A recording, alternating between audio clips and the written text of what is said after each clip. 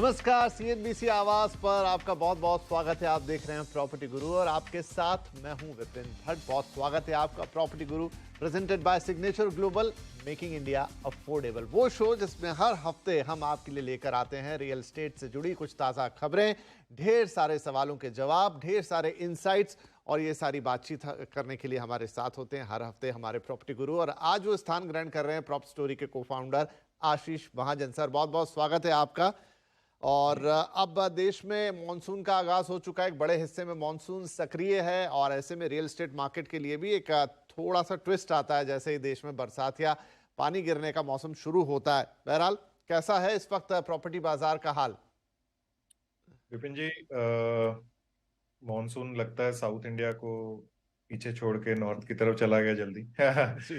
तो नॉर्थ की जो रियल एस्टेट मार्केट है, इनफैक्ट काफी रिपोर्ट्स भी आई पिछले कुछ दिनों में कि गुड़गांव नोएडा में किस तेजी से प्राइसेस बढ़े। तो प्राइसेस तो काफी रेजिडेंशियल साइड में काफी तेज रहे हैं। कमर्शियल में बिकॉज थोड़ा बहुत ग्लोबल अनसर्टेनिटी के कारण कमर्शियल में थोड़ा स्लो डाउन है। और बट फिर भी India China plus one theme पे प्ले कर रहा है। तो positivity around investment in India काफी ज्यादा है। तो ओके। अगर इन्वेस्टमेंट होगी, लोगों का वेलफेयर वेल्थ बढ़ेगी, तो रियल एस्टेट की डिमांड रहेगी। तो ये हम अगले 8 10 20 साल का ट्रेंड देख रहे हैं कि इंडिया के लिए एक बड़ी कंट्री रहेगी जहाँ पॉपुलेशन बढ़ रही है और इकोनॉमी पे सब पॉजिटिव कमेंट्री आ रही है।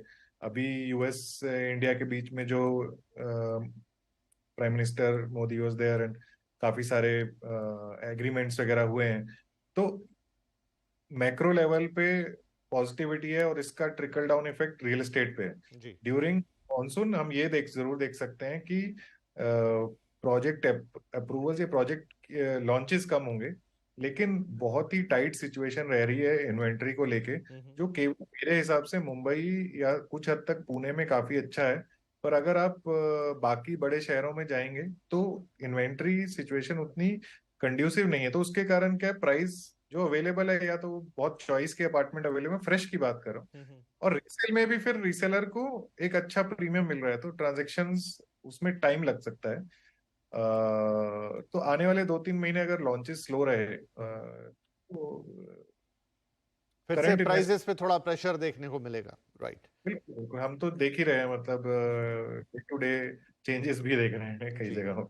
चलिए ठीक है, नजर रहेगी कैसा करता है रियल एस्टेट मार्केट, क्योंकि मॉनसून का मौसम होता है, थोड़ी एक्टिविटी स्लो पड़ती है खरीदारों की तरफ से भी, डेवलपर की तरफ से भी। लेकिन जो इन्वेंट्री का हाल अभी बता रहे हैं यहाँ पर, और साथ में ये भी कि लॉन्चेस ही हैं नए लॉन्चेस, क्योंकि वैसे इन्वेंट्री एग्जॉस्टेड है, फिर सेकंड सेल्स हैं। कुल मिला के इंटरेस्टिंग बाजार इस समय भी बना हुआ है। लेट्स सी कि किस तरफ। और हाँ, फिर नजर रहती है आरबीआई पर भी कि वो इंटरेस्ट रेट के साथ आगे किस तरीके से बढ़ते हैं, तो इंटरेस्टिंग रहेगा, उस पर नजर रहेगी। लेकिन चलिए सवाल जवाब के सिलसिले को हम शुरू करते हैं। हमारे पहले कॉलर हैं रोहित वर्मा, साहब पुणे से हमें कॉल कर रहे हैं। रोहित जी, बहुत स्वागत है आपका प्रॉपर्टी गुरु में। क्या सवाल पूछना चाहेंगे? Thank you Vipin sir. Sir मेरा क्वेश्चन बहुत ही जनरल सा एक क्वेश्चन है, जनरल बायर हूँ मैं। जी। मुझे एक 60 to 65 के बजट में 2 BHK, I was looking for 2 BHK। Central Pune से ज़्यादा दूर की लोकेशन मुझे नहीं चाहिए। ओके। और मैं हम आपके पास इसीलिए आते हैं क्योंकि यहाँ ऑप्शन की कमी नहीं है, थोड़ा ज़्यादा कंफ्यूजन है।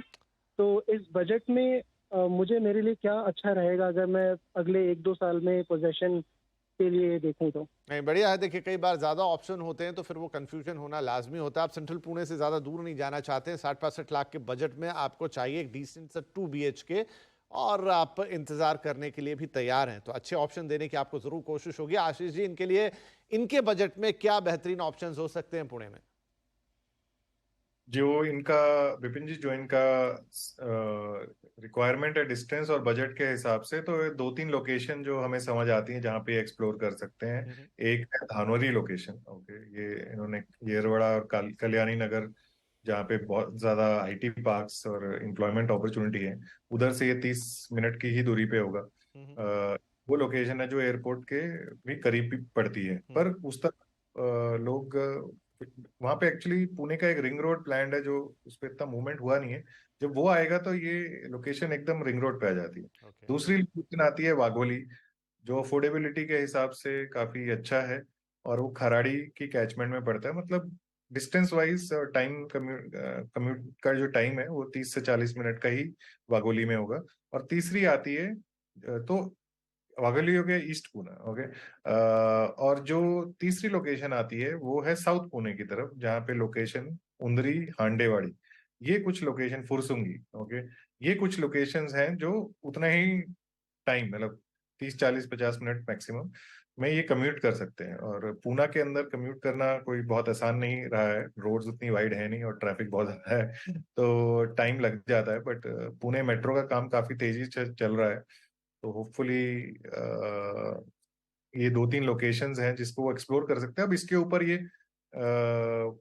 फ्यूचर पोटेंशियल हर लोकेशन का है, इसके ऊपर ये और कर सकते हैं कि इन जनरल कोई कहीं पे रिहाइश कर रहा होता है काफी टाइम से, तो उस एरिया के साथ बन जाता है। तो अगर इनका किसी एरिया के साथ एफिनिटी है तो ये उस एरिया की तरफ ज्यादा बेंड कर सकते हैं। अदरवाइज तीनों ही लोकेशन में इनको ऑप्शंस मिल जाने चाहिए, और कुछ अच्छे डेवलपर्स इन सब मार्केट्स में ऑपरेट करते हैं।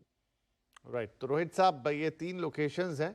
इन तीनों ही लोकेशंस में अगर आप कुछ एक बार देखें, समझें, कुछ जीरो इन कर लें, कोई पर्टिकुलर प्रोजेक्ट देख लें, तो फिर आप दोबारा हमसे ज़रूर संपर्क करें। और आपके बजट में इन तीनों ही लोकेशंस में, और जैसा कह रहे हैं आशीष जी, कोई अगर प्रेफर्ड लोकेशन है जो आपने सोच रखी है पहले से मन में, तो उसमें भी जा सकते हैं। बजट वाइज आपको यहाँ पर ढेर सारे ऑप्शन मिलेंगे। एक नज़र डालें, फिर से हमारे पास लौट कर आएँ तो हम कोई एक ऑप्शन सेलेक्ट करने में आपकी और मदद करना चाहेंगे। तो चलिए, ये सलाह हो गई रोहित जी के लिए। बगले कॉलर है हमारे साथ मोहन व्यास साहब बेंगलुरु से।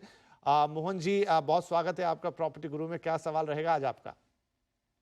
हेलो सर, सो मैंने एक प्रॉपर्टी ली है नॉर्थ बैंगलोर में, Prestige Finsbury park, 3 BHK, 1233 square feet. Okay. मेरे 3 सवाल हैं। पहला ये कि इसको मैं कब तक होल्ड करके रख सकता हूँ।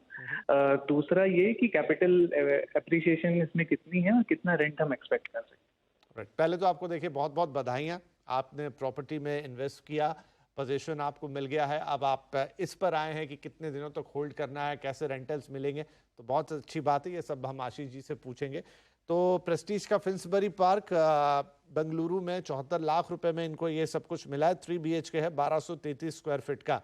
अच्छा, अभी शायद पोजीशन मिला नहीं है, मिलने जा रहा है, लेकिन अब उससे पहले उत्सुकता है कि क्या करा जाए, कब तक होल्ड किया जाए, कैसे रिटर्न मिलेंगे, कैपिटल अप्रिसिएशन, और मीनवाइल क्या यहाँ पर किराए के प्रोस्पेक्ट हैं?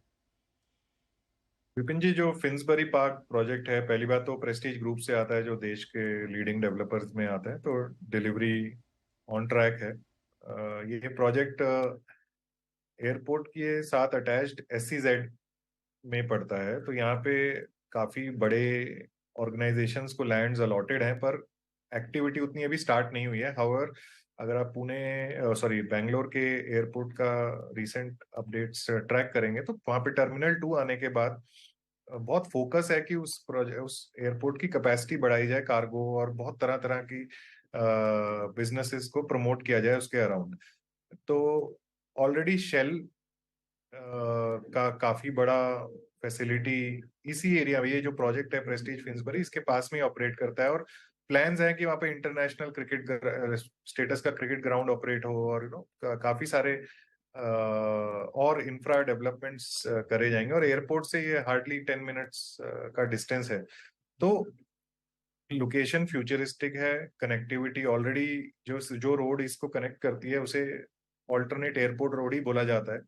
तो हमारा ये मानना है कि ऑल्टरनेट एयरपोर्ट रोड भी एक समय पे प्राइमरी एयरपोर्ट रोड हो जाएगी, मे बी कुछ सालों के अंदर। तो जब ऐसा होगा तो शहर से लेके इस प्रोजेक्ट तक और एयरपोर्ट तक एक कंटिन्यूअस डेवलपमेंट देखने को मिलेगी, क्योंकि सारा का सारा डेवलपमेंट सिर्फ एक पर्टिकुलर हाईवे पे नहीं हो सकता जो आज की डेट में प्राइमरी एयरपोर्ट रोड है।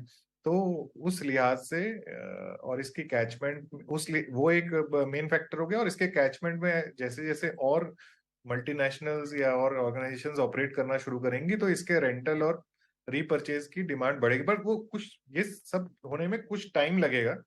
और जो यूनिट इन्होंने लिया हुआ है 3 बेडरूम, वो तो अवेलेबल भी नहीं है प्रोजेक्ट में। मेरे ख्याल से प्रोजेक्ट अब सोल्ड आउट है, या मे बी उसमें कुछ 2 BHK यूनिट्स ही बचे होंगे। तो उस लिहाज से अगर जिस चीज की शॉर्टेज होती है उसको कोई खरीदना चाहता है, तो ऑलरेडी इनको अच्छा कुछ दाम इस समय मिल रहा होगा। काफी मेगा प्रोजेक्ट है, मतलब थाउजेंड्स ऑफ अपार्टमेंट है, तो ऐसे सब चीजों को अप्रिशिएट होने में थोड़ा टाइम लगता है, पर वो जैसे जैसे बैंगलोर की, इंडिया की ग्रोथ होगी उसके साथ ये अलाइंड 7-8% की अप्रिसिएशन एक्सपेक्ट कर सकते हैं ईयर ऑन ईयर। राइट, और रेंटल पे कुछ आपका सुझाव, क्या एक्सपेक्टेशन? इमीडिएटली तो विपिन जी मेरे ख्याल से रेंटल उतने स्ट्रांग नहीं रहेंगे, क्योंकि बहुत सारे अपार्टमेंट एकदम से अवेलेबल हो जाएंगे, बट 1-2 साल के अंदर रेंटल्स इंप्रूव होने चाहिए। और ये अकेला प्रोजेक्ट नहीं है, वहां पे ब्रिगेड का भी प्रोजेक्ट है, गोदरेज का भी प्रोजेक्ट है, जो इसी कैचमेंट में मेरे ख्याल सप्लाई से ठीक ठाक है। हाँ, अगर हम सबको सम कर लें तो मे बी 10-12 हजार अपार्टमेंट यहाँ पे रेडी हो जाएंगे कुछ 1-2 साल के पीरियड के अंदर। राइट, तो मोहन जी आपका जो इन्वेस्टमेंट है काफी फ्यूचरिस्टिक है, बहुत डिटेल में यहाँ पे आशीष जी ने बताया उस इलाके के बारे में। और जहां तक तुरंत अगर आप चाहते हैं कोई कैपिटल अप्रिसिएशन तो 7 से 8% का एक एनुअल CAGR वाला रिटर्न उसको भी मिलेगा।